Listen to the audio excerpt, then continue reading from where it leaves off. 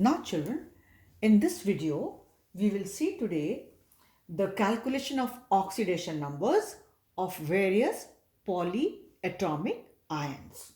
Now suppose we have NH4 and in this we want to calculate oxidation number for N.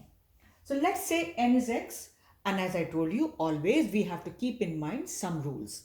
We had seen H is always plus 1 if it comes with non-metals. So N is a non-metal, so H has got to be plus 1. So X plus 4 into 1 plus 1 because each H will be plus 1 should be equal to charge. As I told you, in any chemical species, the sum of the oxidation numbers of various atoms is equal to charge, whether it is plus or minus or 0, whatever. So it is here. So we can see X plus 4 into plus 1. You can see each H is plus 1 is equal to plus 1 charge. So X plus 4 is equal to plus 1. So you can see X is equal to plus 1 and this comes here minus 4 is equal to minus 3. You could easily calculate. Similarly, suppose you have this anion MnO4 minus.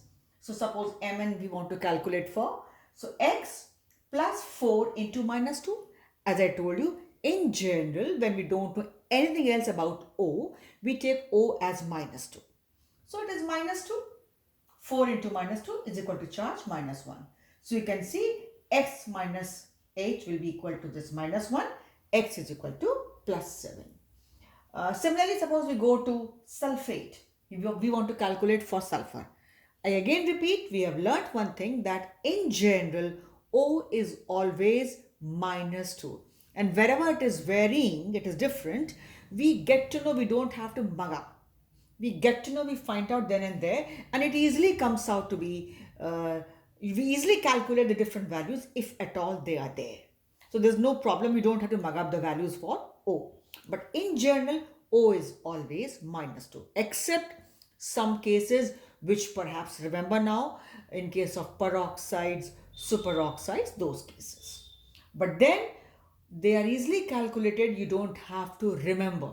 You have to remember the answer questions like they can ask you, what is the oxygen state of oxygen in peroxide? So you'll say it is minus 1. That you need to know. But for calculation purpose, there's never any problem. So X plus 4 into minus 2 is equal to charge minus 2. If you'll calculate, you'll find X is equal to plus 6. It easily comes. Then children, suppose you want to see dichromate ion, Cr2O7 2 minus. So 2x plus 7 into minus 2.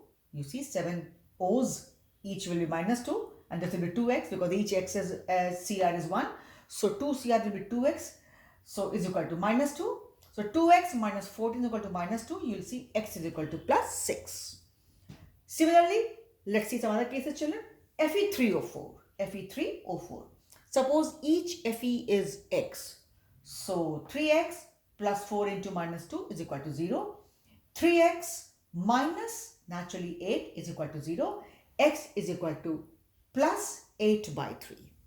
Children, oxidation number can even be in fractions. It can be 0, it can be positive anything, it can be negative, or it can even be in fractions.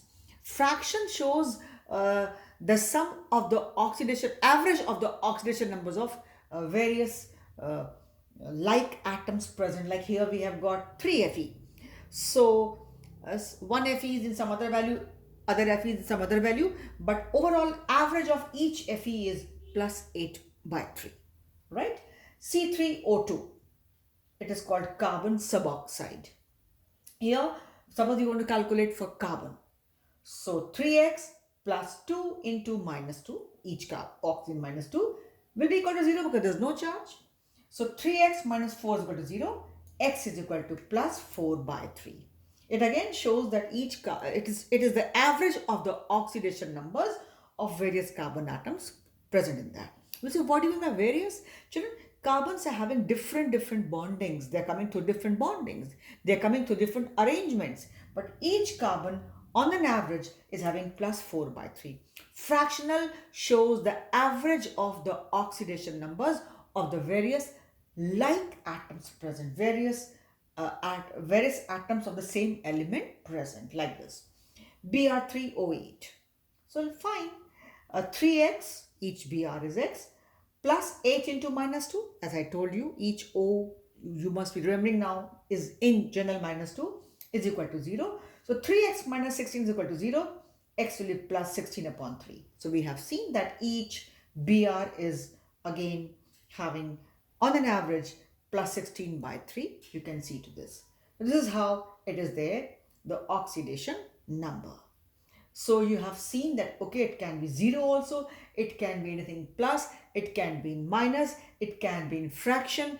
So, and if they are charged polyatomic ions like ammonium or sulfate or permanganate or dichromate, or this way the fractions also possible. So we have seen this kind of examples also where the charges were there, polyatomic ions were there, or it was coming in fractions. So I hope it is easily understood, and I think it is clear, there's no doubt left behind. So this is all for this video.